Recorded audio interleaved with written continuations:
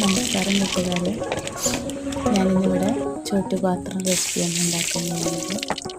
അതിനായിട്ട് വെളിച്ചെണ്ണ ഒഴിച്ച് കടുക് പൊട്ടിച്ച് അതിലേക്ക് വലിയുള്ളി ഇട്ടു.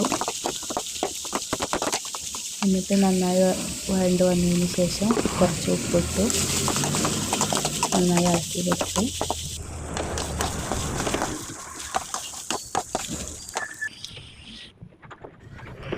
പിന്നീട് മുളക് പൊടിയും കൂടി ആഡ് ചെയ്തിട്ട് നന്നായി ഇളക്കി കൊടുത്തു.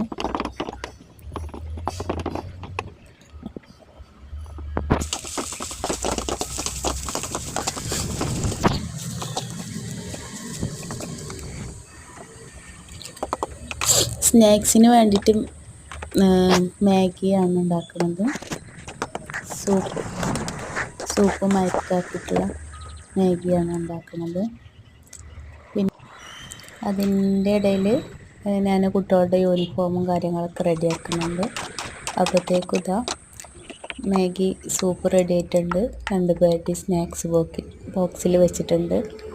അപ്പോൾ കരുതി 2 മുട്ട കൂടെ 2 പേർക്കും ചോറൊക്കെ ഉണ്ടാക്കാമെന്ന് അങ്ങനെ മുട്ട പൊരിച്ച് ഉള്ളി വഴറ്റിയതും അതുപോലെ നെല്ലിക്കയും കൂടെ വെച്ച് കൊടുത്തിട്ടുണ്ട്. ചോറ് വെന്തതിന് ശേഷം ചോറാക്കി കൊടുത്ത് നെല്ലിക്കയും അതുപോലെ തന്നെ ഉള്ളി വഴറ്റിയതും മുട്ടയും കൂടെ വെച്ച് ഒരാളുടെ ലഞ്ച് ബോക്സ് റെഡിയാക്കി. ചെറിയ മോൾക്ക് സ്കൂളിൽ നിന്നാണ് ചോറ്